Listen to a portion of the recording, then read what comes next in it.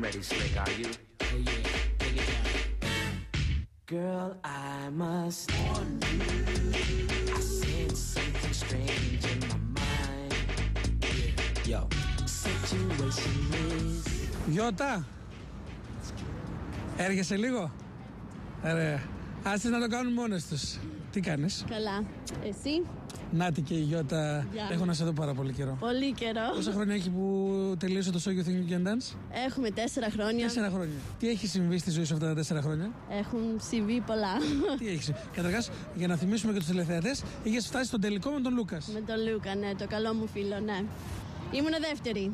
Μπήκα δεύτερη. Παραλίγα. Δεν έχει σημασία, νομίζω, το πρώτος, δεύτερος, τρίτος. Καθόλου. Σε βοήθησε καθόλου αυτό το show? Πάρα πολύ.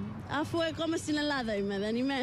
Ναι, θέλω να σου πω, πώς ένιωσες που πήρες μέρος στο μεγαλύτερο χορευτικό show της ελληνικής τηλεόρασης? Ήταν μια εμπειρία που θα την έκανα άλλες 100 φορές. So you think you can dance?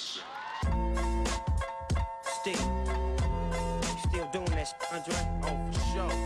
Yeah. Check me out. It's still Dre Day. Ποιο είναι το είδος του χώρου που ασχολείσαι, πιο συγκεκριμένα? Hip hop. Hip hop. Ναι. Μάλιστα. Καλέ, είσαι μωρό. Πόσο χρόνο είσαι? 24.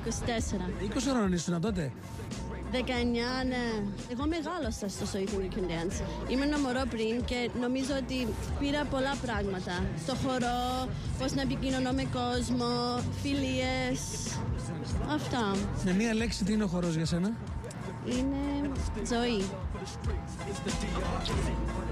Γιώτα.